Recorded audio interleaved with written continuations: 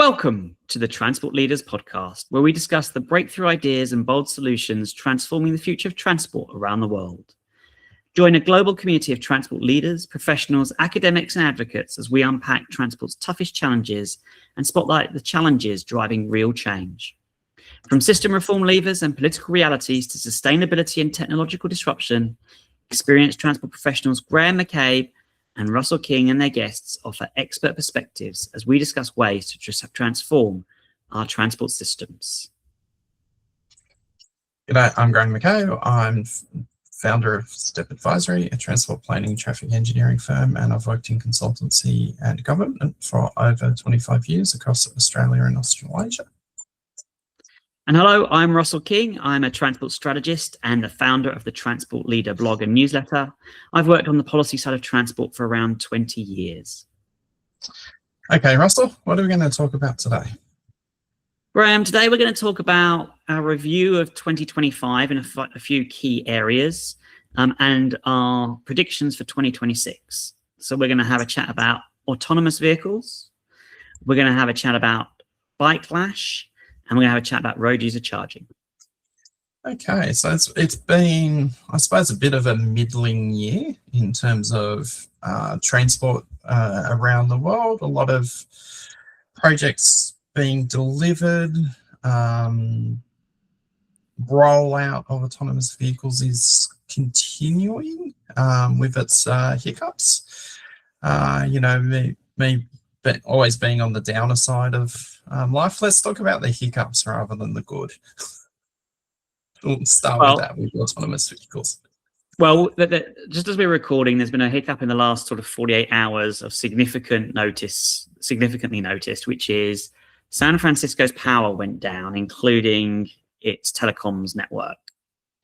And we had some challenges with Waymo, who are the big autonomous vehicle provider in San Francisco. Basically, their cars froze in the middle of the streets, causing traffic chaos on what was already chaos because all of the power had gone down. Yeah, is that a fair summary? This is a really interesting one because these companies don't employ traffic engineers. They employ software people and they run algorithms. So they use real-world drivers and to record what their behaviors and apply artificial intelligence over that in order to tell the vehicles what to do. So historically, they went from having somebody in the car to having safety observers watching on computers to having reducing the number of safety observers. So a human driver, when the signals are blacked out, will understand what road rules take over. So in many parts of the world, you may have a sign that says stop if the signals are blacked out associated with the traffic lights, and that says you don't have priority anymore. And failing that, the priority defaults to normal road user behavior. So if you're at a T intersection, then the people on the terminating leg, the leg that finishes, have to give way to the people on the continuing leg, unless there's some other form of road marking. So if you don't have people who understand and create the rules for traffic involved in the programming of these vehicles, then they don't know what to do when the thing that they've been trained on is no longer there. Yeah. So clearly this was something's gone wrong in terms of their contingency planning for Waymo on this. But it was a foreseeable failure. I mean, traffic lights being blacked out is a common activity. Yeah, but I think it seems to be more than that, because also I think their backup plan for that was that one of the remote operators would take over, right? When your ratio of remote operators is too low. Well, there's two issues, right? One is this was citywide, right? So the remote operators can't deal with it when it's citywide because you're going to need to do it across a whole bunch of traffic lights. And as you say, the ratio won't work. The second challenge was the remote operators couldn't actually connect to the cars because the 5G network had gone down. Yeah. Right? And so the remote operators were useless anyway. So even if you'd have had one remote operator per car, you still wouldn't have been able to solve the problem because it didn't work. So there's a question for me about my suspicion is that what they had tested was, a number of traffic lights going down, perhaps in an area, but not necessarily such a wide area as this was done. And I don't think they'd anticipated at the same time that the 5G network would go down. And which in a failure analysis, you go, well, what, the causes of the traffic signals going down, you would say power outage is one of them. Yeah. What else happens when there's a power outage? Indeed. And I think it'll be interesting to watch the analysis. My suspicion is that they didn't think power outage would also mean telecoms outage, which it obviously does in this case. I think there'll be two things. One is I think Waymo will have to look at how it would deal with it if and when it happens again. And I think the regulators will get involved as well because they'll want to know what your plans are and how you're going to test out what would happen if we did it again. And there might be some regulations that come off the back of it. Do they need to be satellite linked backups for this scenario? I don't know. But there's also a fundamental failure in the people programming these to understand principles of driving.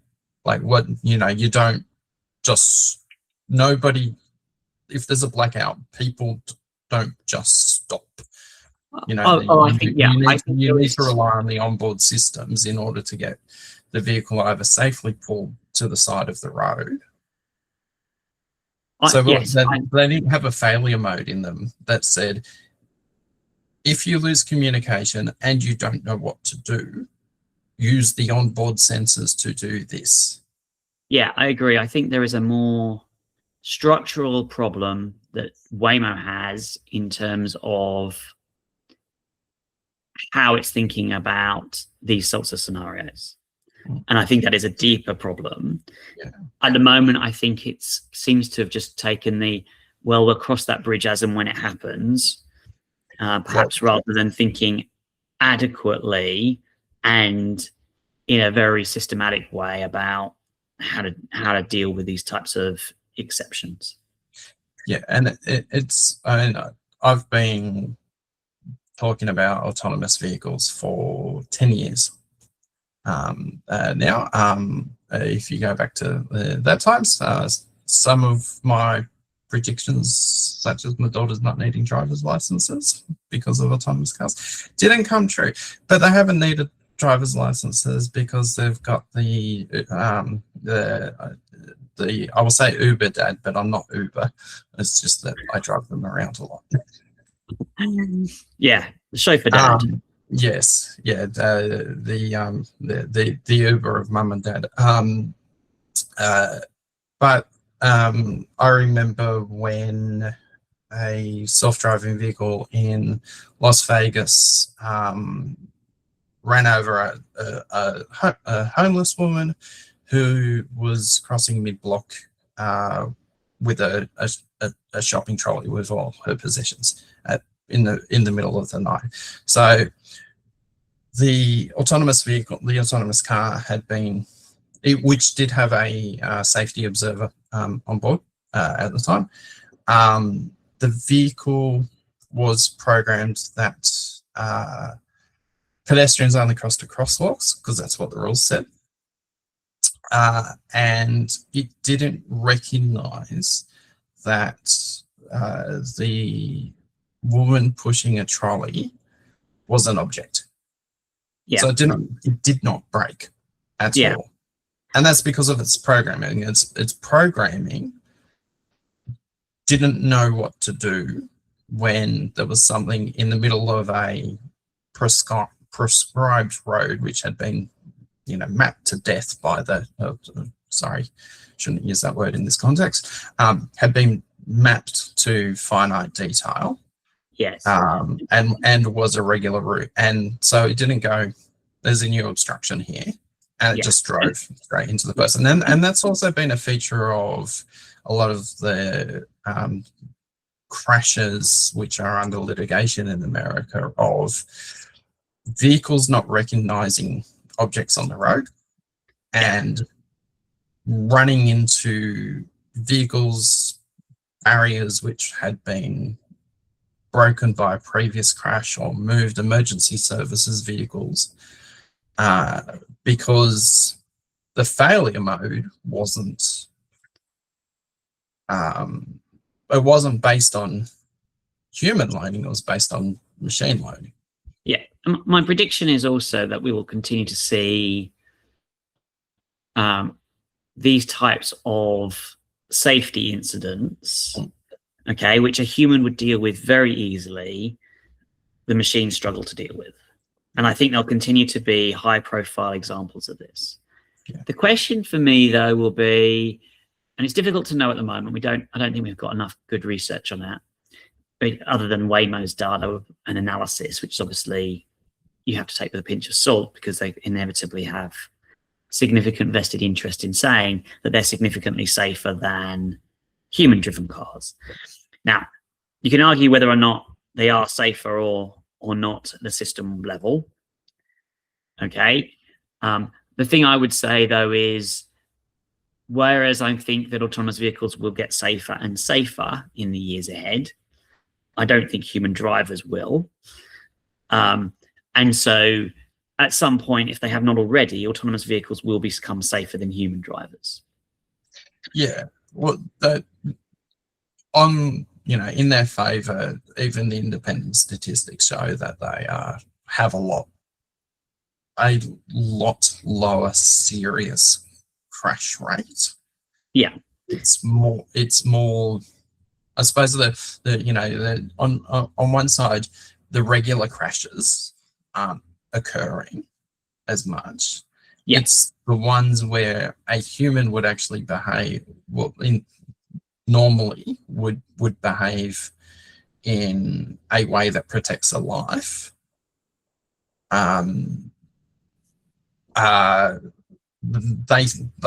They stand out, and and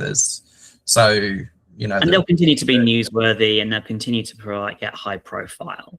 But the question, but I think the vast majority of regulators will not want to throw the baby out with the bathwater in this scenario, going, well, autonomous vehicles are not safe, therefore we won't do them, because I think the evidence will mount that they are at a system level safer, even if they have these odd idiosyncrasies. Yeah. So I don't think it'll halt or even significantly slow the rollout of autonomous vehicles around the world. I mean, we've seen it start to speed up, especially in the second half of 2025. I think that will continue in 2026.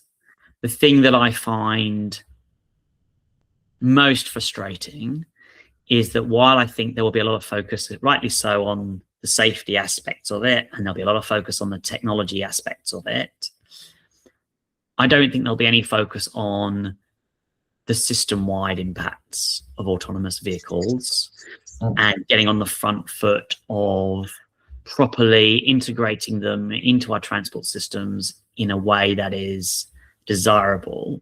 So, one of the blogs I'm going to write early next year is going to be around what I think our vision should be for autonomous vehicles in our transport systems, right? And what it should look like.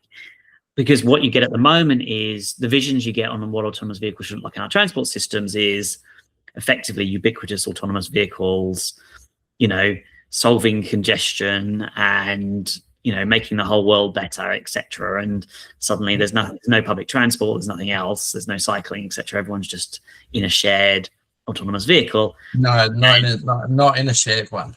Right. There's no money in a shared one.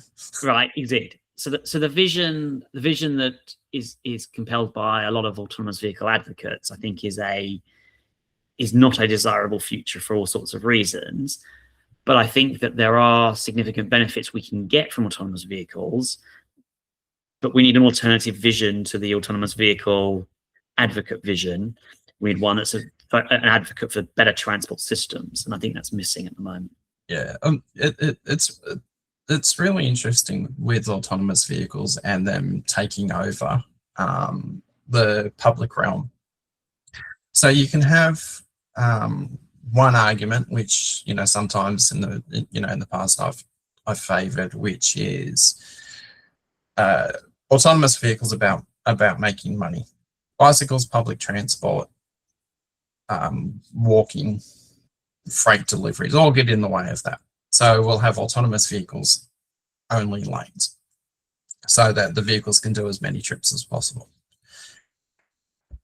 which I can see. And going back to the 1980s, fencing off the pedestrian environment, because pedestrians will know they can just step out in front of these things and they will stop, particularly in low speed environments.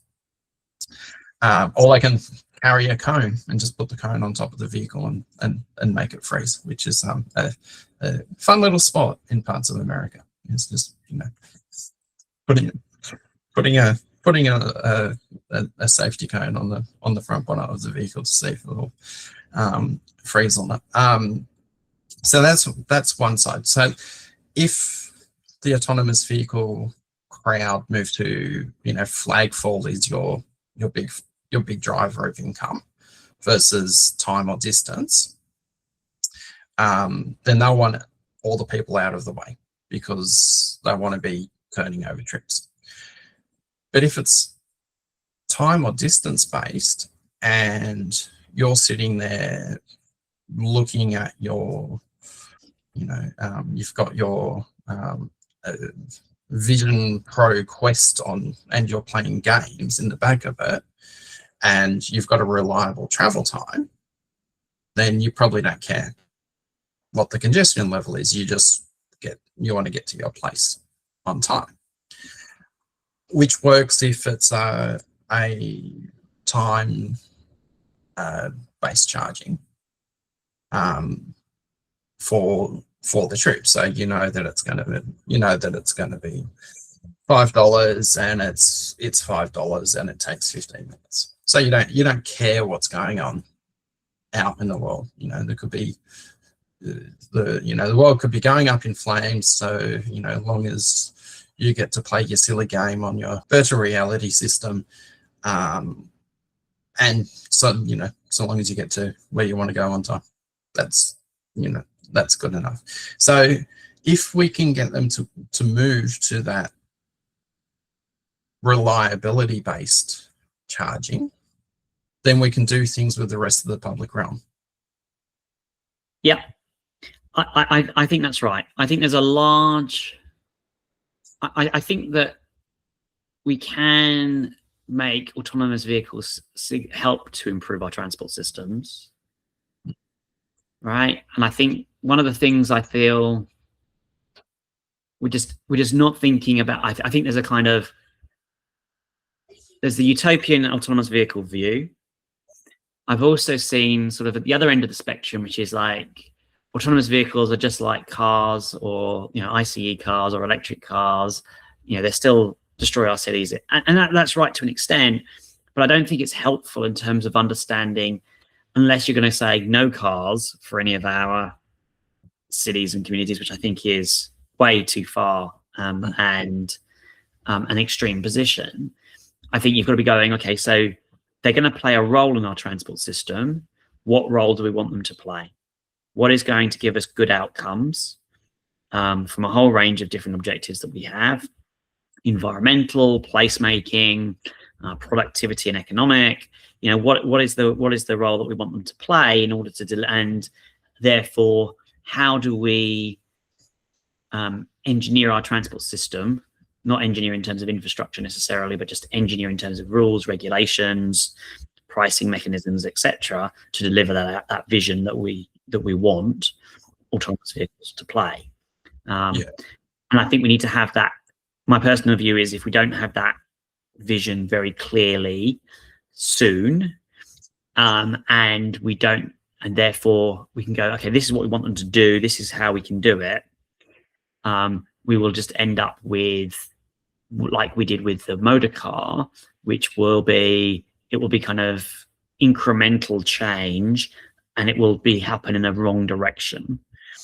So we'll end up with lots of people in single-use autonomous vehicles or single occupancy autonomous vehicles causing significant problems on our transport systems, but our response to that will end up being, hard engineering, lots of pick-up drop-off spaces for autonomous vehicles using the public realm, when we could be using that for a lot better purposes, to be honest. Yeah, which is just the amplification of what's happening with the ride-hailing transportation network companies since they appeared on the scene. So, whereas taxis were, for all their flaws, they were much easier to regulate because they had to find waiting places if you wanted to get picked up on the side of the street. If the taxi was doing the wrong thing, it's very easy to identify the number plate and pass that off to the authorities. Whereas the ride hailing, it's very much at the moment it's there might be a sticker or a little magnetic thing in a window, and then when you get to fully self-driving, so at level 3 or level 4 self-driving vehicles, then you can set the rules, and then they should be following them. And it comes down to, I suppose, the strength and willpower of the people who control the streets to make sure that they are following them. So, the Austin, which is getting the second biggest rollout at the moment, will they take serious action if the robo taxis start picking people up or dropping them off in bike lanes, for instance, which we see happening? Is somebody says, I want to get out here, and the car just drives into the bike lane. So there's still very much that move fast and break things and screw the people that feel the consequences. Yeah, and I think there's a lot of lessons to learn from our limited successes and lots of failures when it came to ride hailing, and how we adapted our systems to those. But okay, so autonomous vehicles, I think we're expecting significant growth in that, not in the next year, not necessarily delivering great outcomes for our transport systems. The rollout in China and Japan should be an interesting comparative study to the US, because I would expect that the governments of the cities that they're going to be in will not let them do whatever they want. I think I'm not as sure about that. I think there's a lot of interest in promoting, certainly in China's case, their domestic industry. And I think that there'll be a lot of reluctance to regulate them as a consequence. But I think we'll start to see accumulating evidence of their impacts on things like congestion and inducing demand and those sorts of things. But I'm conscious of time, and we have already spent 20 minutes talking about autonomous vehicles. So let's move on and discuss bikelash. You've done huge amounts of work over many years on active transport. What's your thoughts on active on cycling in the last year? Oh, look, so we are going through another period of bikelash. So where the rollout of bicycle infrastructure creates resentment and agitation because people feel like that they're having something taken away from them, whether it's car parking or traffic lanes or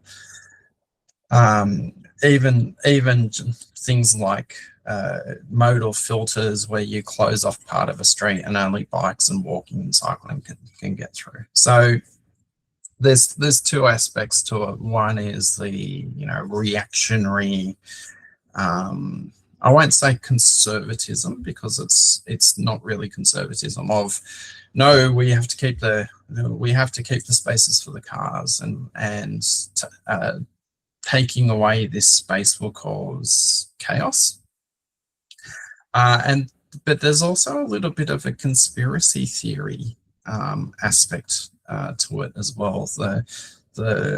Have you heard about the conspiracy theories about 15-minute cities, which popped up during COVID? I have, yes. Yeah. I have to say, okay, so let's explain what the conspiracy theory is, and then I'll talk about. I have a slightly probably unusual perspective on it, but go on. Okay. So the conspiracy theory is that so the concept of the 15-minute city is that you can get all your daily needs within a 15-minute walk or bicycle ride, and that's about health and density, and it comes from an urban planning concept. So at some point during COVID lockdowns, the COVID lockdowns plus 15-minute cities got tied together as this is going to be a way of controlling the population. Is once people have access to their daily needs within 15 minutes walk or cycle of their home, then we can lock all the people down permanently, and then you'll have to get a permit to leave your 15-minute area. So that's it at its most basic level. But improving access by cycling, including bike lanes, motor filters, as I discussed, is seen or just general traffic calming measures is seen as part of that conspiracy theory now. So let me give you some thoughts on the 15-minute city, because I think you're right, it is a conspiracy theory. And the vast majority of advocates on 15-minute cities are not in this camp. But I have read some stuff from 15-minute city advocates, okay? And I'm a supporter of 15-minute cities as well, right? Or at least X-minute cities, depends on your context and stuff. But, right, I've read it and I've gone, I wouldn't support that, because they have sort of started to imply and use language which is about restricting people's freedom to travel. Yeah. Oh, yeah. They're a small minority, and they're at the extreme end. Okay, but some of these people are academics, and they come with the credentialized, they're professors and doctors and what have you. And when they do that, they create fuel for the conspiracies, because there is a group of people who are advocating for that, right? There is, they're coming often from an environmental lens, where they wish to reduce people's, ability to travel for environmental reasons. So yes, the conspiracy theory is there, and they've amplified that, but it's not as though there isn't fuel there, for creating that conspiracy theory. Now, well, just let me say something else. I actually think 15-minute cities are nonsense. They are hopelessly impractical. The suggestion that we will have such tiny, compact cities that it completely ignores freedom of housing choice. Yeah, and I also think that but I think there is. I mean, Sydney's planning, before it was thrown out, Sydney had a concept for a 30-minute city, right? Because it recognised that there was the 15-minute per city. Because for those that don't know, Sydney is a very low-density city by global standards, very spaced out, and so a 15-minute city was completely unrealistic in that context for vast swathes of the city. But I can see why. But I think for me, it's not a question of is it 15 minutes, is it 20 minutes, is it 30 minutes, etc. I think the important discipline is understanding what is it that people want to access. And I think one of the things we've been far too focused on in transport terms is the commute only, and not focused on people's much broader transport needs. Yes. So it's been very much, and I think that so one of the things I like about the 15-minute city concept, okay, or the X-minute city concept, is it gets you to think about both the transport and land use, not just one or the other, which is what we've been historically guilty of.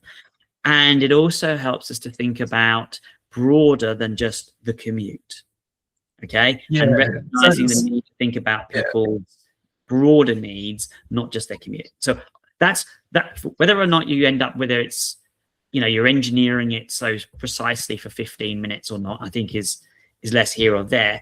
I think the thinking behind it, the principles you're trying to achieve, are sound in that sense. So the principle behind it is accessibility. Yep. So, and accessibility metrics are about how many of X can you reach within a certain time or certain distance. So it's not, so the big problem, and this is, you know, completely off the track from bikelash, but gonna keep it in. We may have to change this topic from being bikelash to 15-minute cities. No, we'll get to bikelash. So the access to your everyday needs. Well, you know, I don't want to go to the supermarket that's within my 10-minute walk because it doesn't have the range of the one that's within the 10-minute drive. So yay, I have a supermarket within a 15-minute walk, but that's not the one that I'm going to unless I just need milk. So the problem with 15-minute cities is that would be a tick, but having access to 5 supermarkets within a 10-minute drive, which is a 40-minute walk, a 25-minute bike ride, or even worse, a 25-minute bus ride, because of the really poor public transport system in my local area. That's actually what's important. It's the diversity of choice. You know, if you have one doctor, but your one doctor has to serve 15,000 people, but hey, they're all within 15 minutes of the one doctor. That doesn't actually do anything for anybody.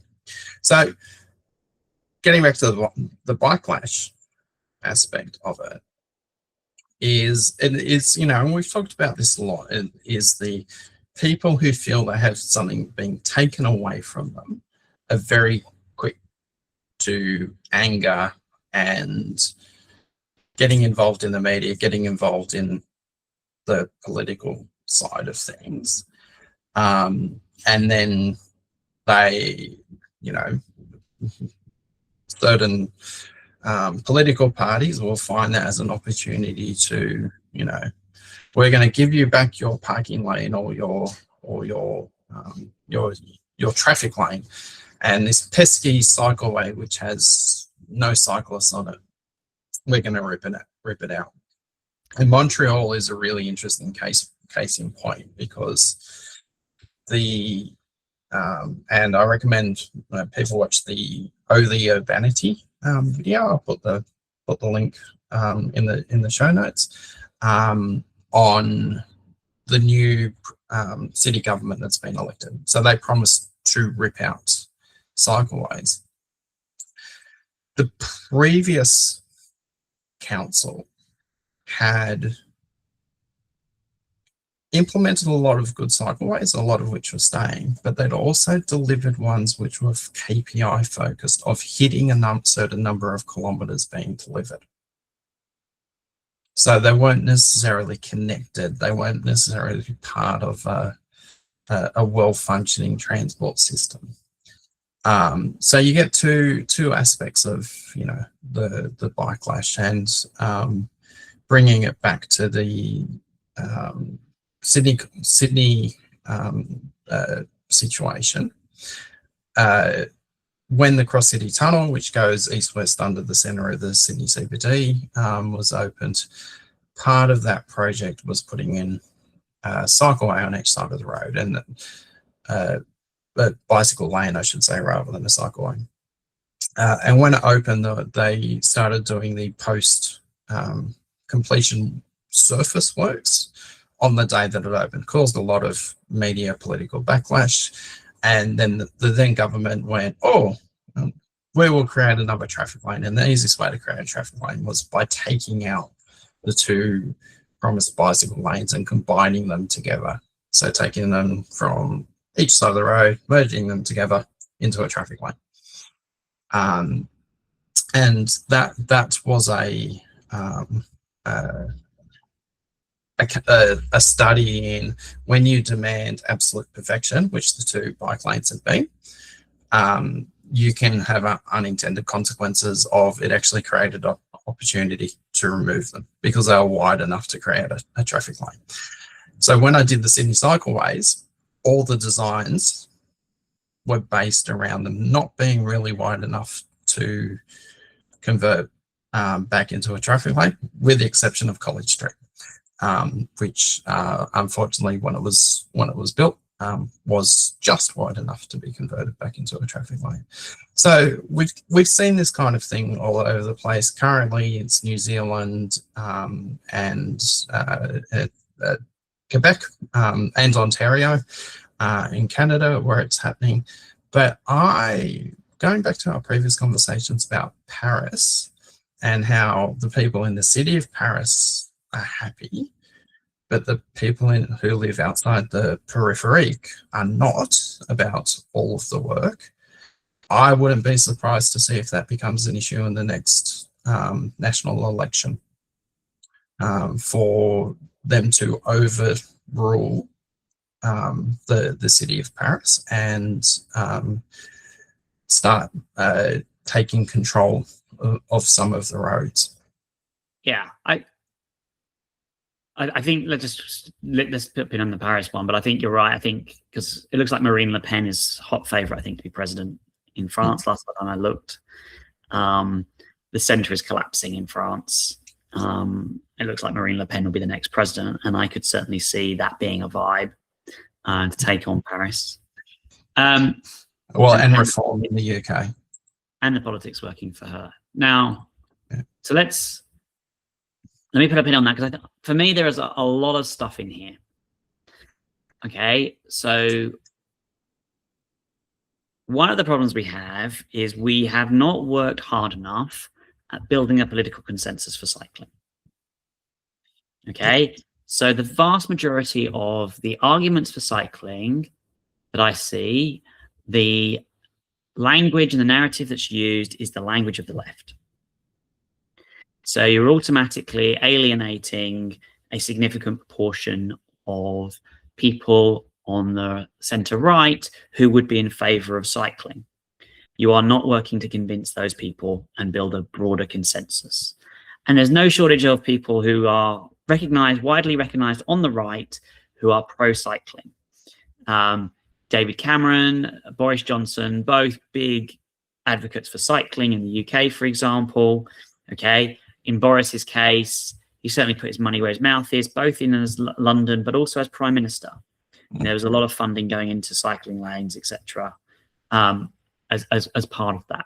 So cycling, for me, overwhelmingly, we have made it far too one-sided. And you listen to left people and they go, "Oh, this is progressive policy," and they use the language of the left on cycling, and you're automatically alienating a large group, and that polarizes the debate far more than it needs to be. And so you end up with centre-right politicians, playing, we have not convinced enough of the centre-right because we've not used the arguments of the centre-right for why there's all sorts of good reasons. And I've written a blog about why active transport is really good from a conservative perspective as well, and a centre-right perspective. It's good in terms of economic growth. It's good in terms of reduced subsidy and reduced state, reduced taxation as well. There's a whole bunch of reasons why, from a conservative perspective, you should be in favour of active transport. But so that's problem number one. Problem number two, I think, is also there's lots of low-hanging fruit. So even if you don't have perhaps the political mandate for putting in dedicated cycle lanes along major corridors, I think there is a lot of low-hanging fruit we can do which is much easier politically and creates a much more pro-cycling environment that over time would enable you to do much more in terms of those bigger cycling routes, strategic cycling routes. So I'm thinking about, for example, there are a whole bunch of policies which are increasingly proven to improve walking and cycling to school, right? And over decades, we've seen a significant reduction in children walking and cycling to school. And there's a whole bunch of work that's been done by various people and various policies, often in isolation rather than combining, such as school streets, safer junctions, lower speeds, etc. Right, school buses, walking buses. I worked on a safer routes to school program back in the early 2000s. Yep. Which was about making it safer to walk and cycle to school, and this program included individualized maps for parents and children's. It didn't do anything to address the issue, and I come from a different perspective on what works, because we know what works in terms of getting people walking and cycling is safety and separation from cars. So school streets are great around the school, but when you have low density urban environments with high average speeds on local streets, then parents who more often than not are drivers will say, no, I'm not letting my child. Absolutely. And I've done a lot of school projects. But my point is, right, because is that what we often see in all of these things is isolated policies, right? So there's a paper just out that looked at 500 school streets across the UK, okay, and it led to a drum roll 6% increase in active and walking and cycling transport to school. 6%. 6% relative or absolute? So was it 6% of 2% increase, or was it from 2 to 8% of total motor? Yeah, no, it was a 6% increase. I think it was from 2 to 8, if I remember correctly. Okay. Now that's it, yeah. Right, but even so, that's still relatively small numbers.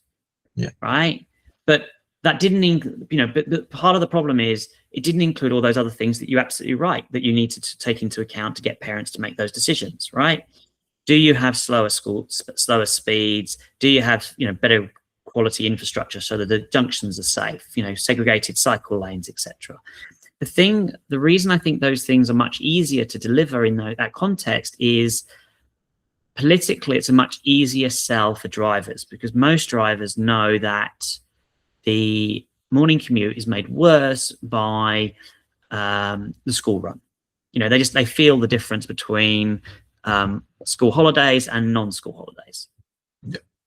Okay. And so if you explain to them that you're getting people off the street so that it feels more like the school holidays more times, they will understand that as a political narrative for you to say, this is why we're investing in walking and cycling.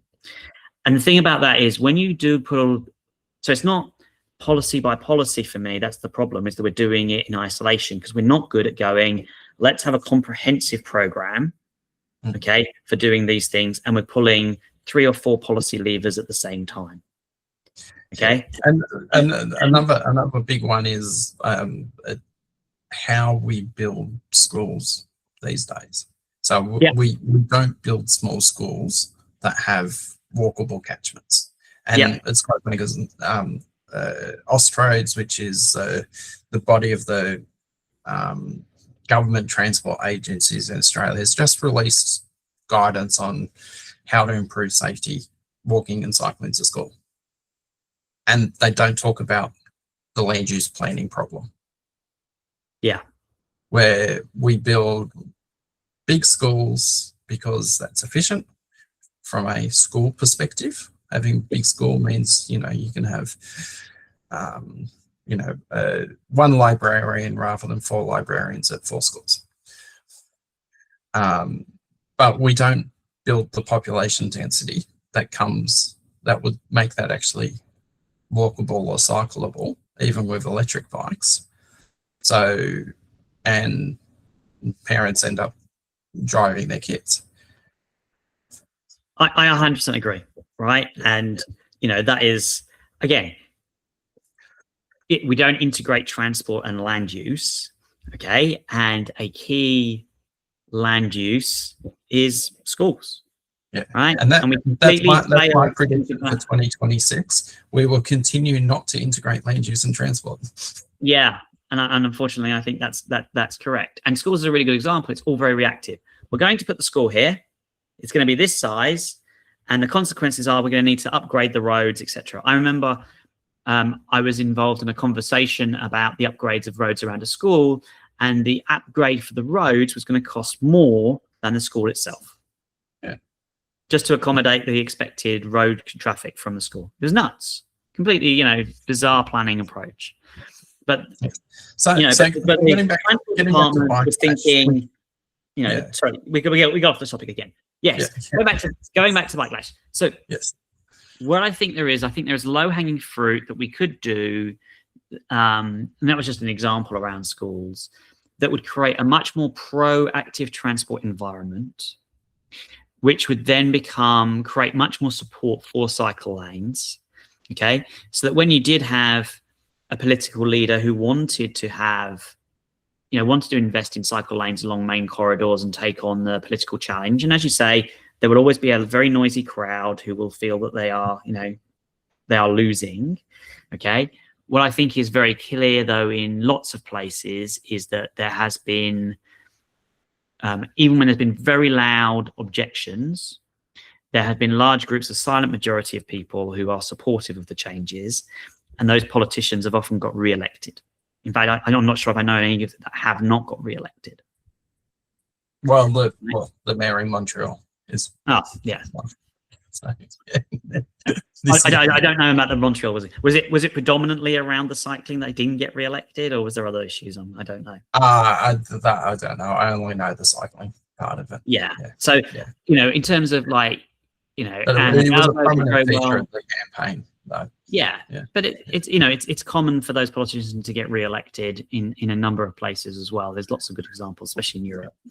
But whether or not, so I think there is a lot more we could be doing in terms of building those foundations for a more pro-cycling culture, which would then enable us to have less of the wild swings between put bike lanes in and take them out kind of policy that we get to. And I think that's where, so yes, make hay when the sun is shining when you've got an Anne Hidalgo in Paris kind of style leader who's willing to, face up to the naysayers and put in significant bike lanes and take out the cars, etc. Great. The vast majority of politicians are not like that.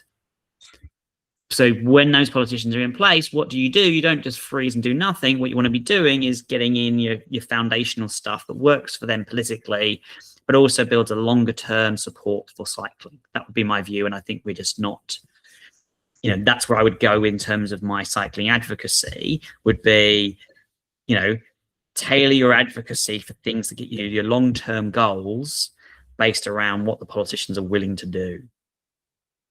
Yeah, and I think this comes to, I suppose, the people who become the advocates, and unless you become and this relates to anything, and unless you become a very, very large advocacy organization, your people are going to be volunteers, and they're volunteering because they have a reason and a passion for the topic area, and for them to step into the shoes of what could be their political opposition is a challenge for them. But if they do manage to create the type of messaging, then it may actually create an internal backlash within their advocacy group, who are then going, well, why aren't we just fighting for X, Y, or Z all the time? And won't be willing, there's always people out there who would, rather die in the ditch than mold to the political environment that they're working in. Oh yeah. It's difficult for advocacy groups. I'm not saying it's, if let's be honest about it, if it was easy for the advocacy groups, we would have done this already, right? So, I recognize those challenges, and at some point we'll need to get one of the, someone who's done some great work in the advocacy space on this podcast to have a chat about what they've done and how they did it and what made them successful. Yeah. Okay. Yes.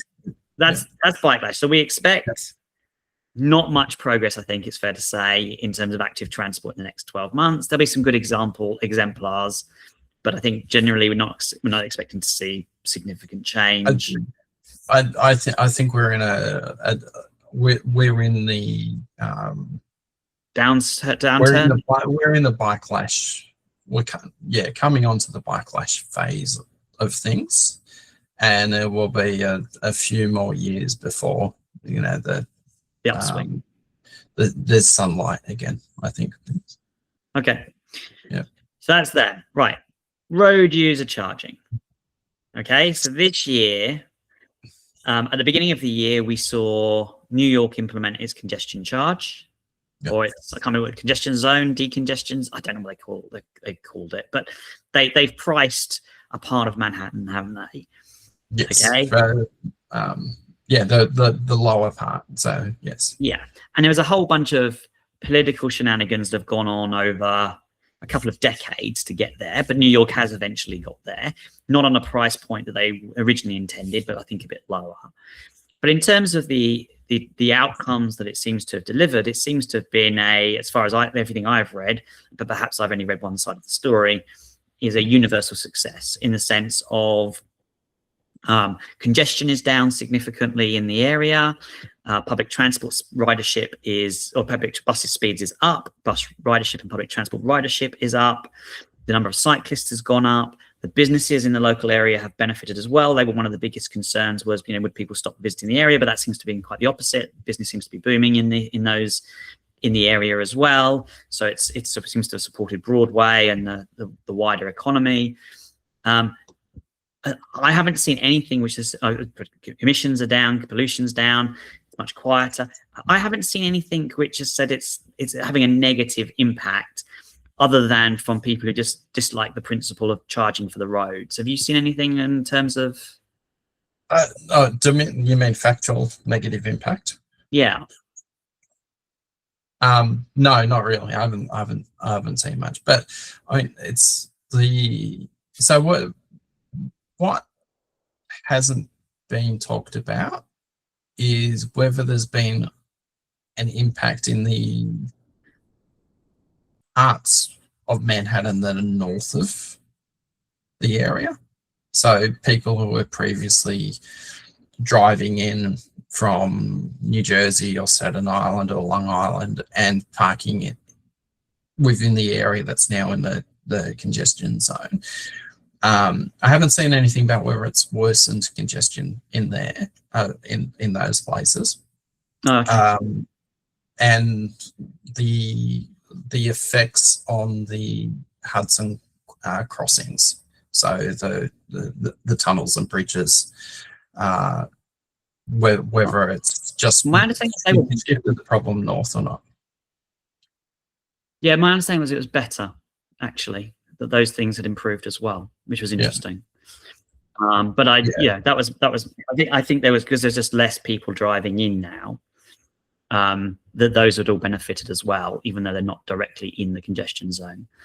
At least I think that's the data I saw. But I think it's generally is, other than there's questions about whether the federal government will intervene on the congestion zone, I think the general consensus has been it's been a success. And certainly the recent mayoral election didn't advocate for removing it. And it was, not certainly the mayor that won, Mamdani, hasn't, and that's not part of his campaign to remove it. No, if anything, you'll take the money from the congestion payments and put it into his free buses program. Well, how he's going to fund his free bus program if and when it happens is a different question. But we've also seen progress in New Zealand. So New Zealand has passed legislation to implement widespread road user charging across the islands. There's some details I think to be worked out through in terms of how they're going to actually implement it in local communities and local areas, and they're working through that at the moment. So there was progress there, and I think Auckland will be a place to watch in the next 12 months in terms of how they work out their plans around road user charging. The UK government has announced that it will charge for electric vehicles only from 2028, and only, I think, as a fixed sort of kilometer charge at the end of a year. So you'll just sort of say, this is how many miles I've driven this year, and therefore you're going to get charged a sort of flat rate depending on how much you've driven for your electric vehicle. So very crude kind of position, but it's a start. Yeah. And it's certainly an active debate in Australia. And I think if we saw, say, a New Zealand scheme being successfully implemented, I think that would probably add to momentum within Australia for an equivalent scheme.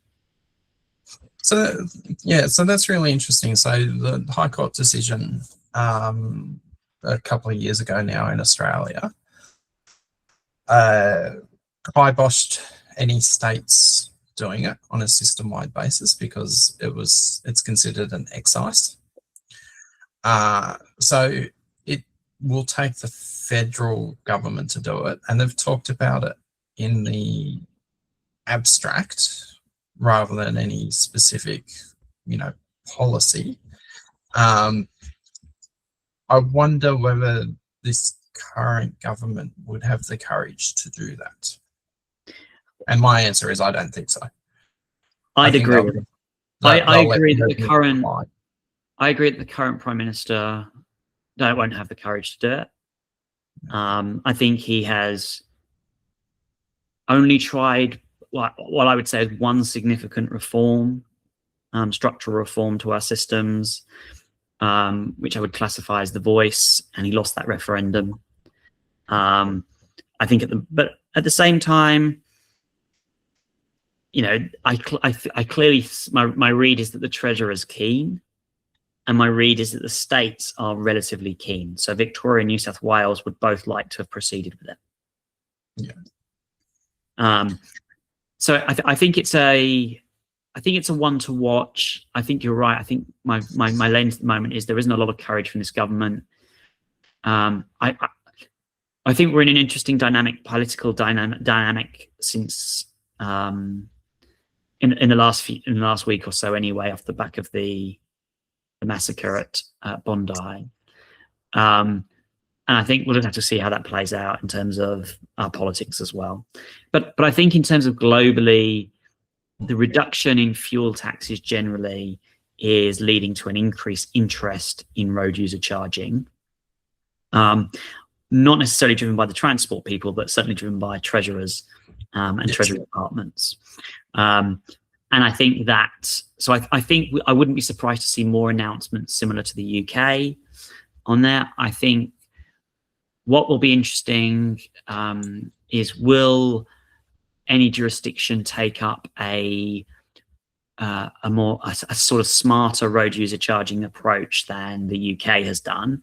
So will it look to do a more, say, time of day and location based charging, which from a technological perspective, the technology is there but unproven, I think. Is that a fair way of describing it? Like conceptually people know how to do it, but it's not quite proven. No, it's in the truck space.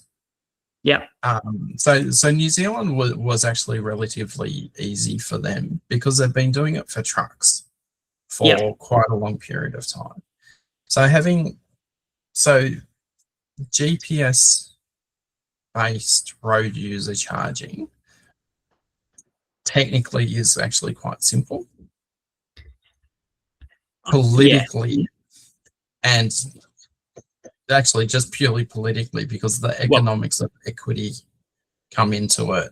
So are you driving between 7 and 9 a.m. in an area that has no public transport on a trip that has no feasible public transport alternative? Yeah, but but isn't there a problem here in terms of, so with regards to vehicle fleets, they had somebody who learned how to install the GPS and put them into their fleets. Okay. The challenge is a very different logistical one when you're trying to get the public to either install a GPS tracker into their vehicles, and we're talking about a very wide range of different types of vehicles with different ways of connecting, and having to do that, and then making sure that they're properly used as well. So it is it's a different challenge. Like, the technology works, but as I say, it's like it is, but it isn't. So if you have a car that's less than 10 years old, there's a good chance it's already reporting its telematics back to the car manufacturer, whether you know it or not. And there are data aggregators who use that information for predicting where crashes are likely to occur, congestion, all those type of things. If you want to sponsor us, please do. Then we'll mention your name.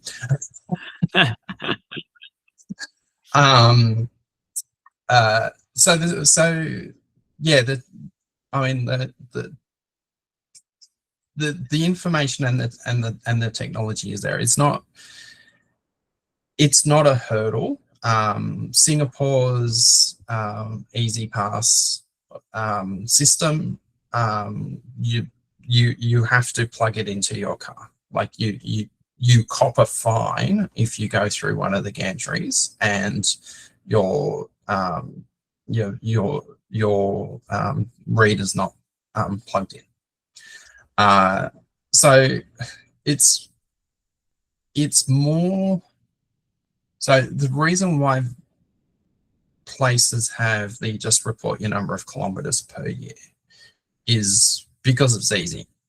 The only place that's done that at the moment globally, the only country that's done it, is Iceland. But it's easy. You just, when you do your vehicle registration, you say, this is how many kilometers I traveled in last year, and you get a bill for it. Or the people who do your vehicle inspection do that, and you can choose to pay. So in the Victorian case with electric vehicles, you can choose to pay quarterly. So that's the simplification, the dumbing it down to the easiest, most practical level, where you just say to everybody, we're going to charge you X cents per kilometer. Tell us how many kilometers you drove, and then if we think that you're a part of a worthy group, we'll rebate you at the end of it. And then the level of complexity and the ability to charge by time of day, etc., goes up from there. So you could just send everybody a toll tag, every registered vehicle a toll tag, and then charge them as they go through gantries on certain roads at certain times a day. And you can but if you're going gantries based, it gets really expensive in terms of infrastructure. It does get really expensive, but you want to avoid the gantry solution, don't you? I mean, the GPS and phone signal is your easiest technological way, but then it needs to have a power source. Yeah, and the GPS on your phone, I'm told, is not as reliable as you'd like it to be for the system. It's accurate enough for time of day charging.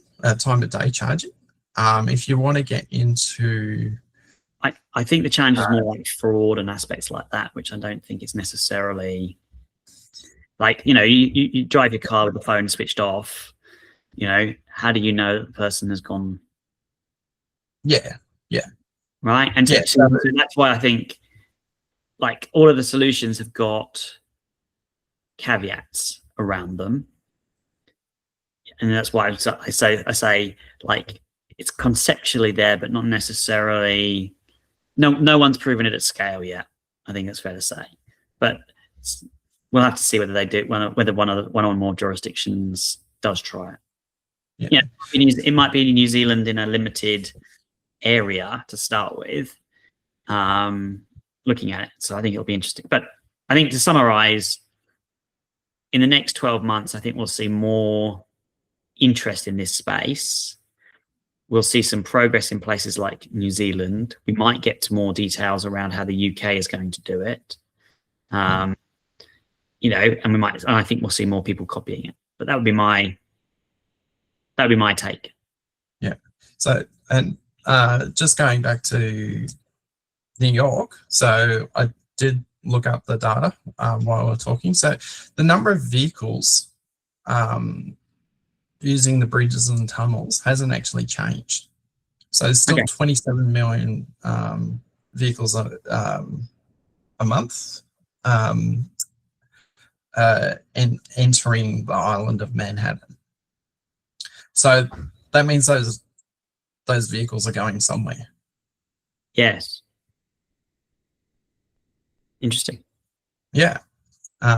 So, and if I've misread the stats, feel free to come back.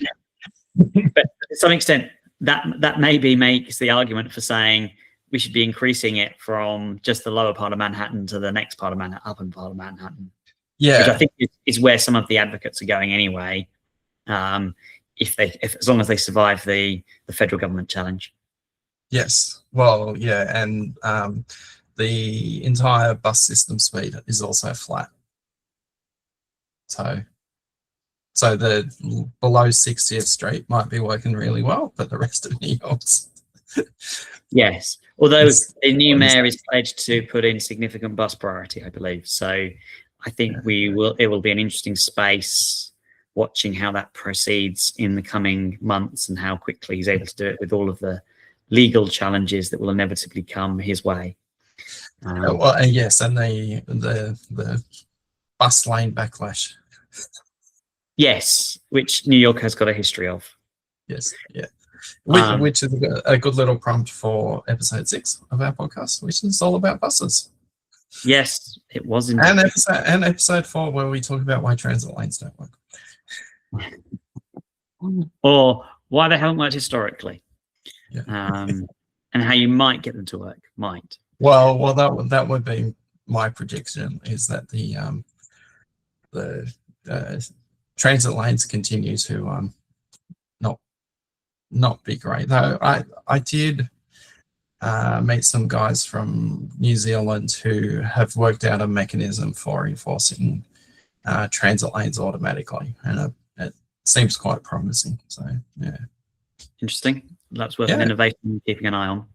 Yes, it's already operating in Auckland, so it's quite interesting. So still trying to get more information. I'd love to see it being implemented in parts of Sydney. I think the political backlash would be significant. You'd have to manage the implementation very gently. Yeah, I think that would be the case for anywhere.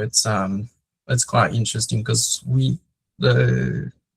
in Sydney, at least, the police used to have dedicated enforcement activity on transit lanes, which requires quite a number of people to do it, because you have to have one person who's the spotter, another one is pulling them over, and another one who's finding them.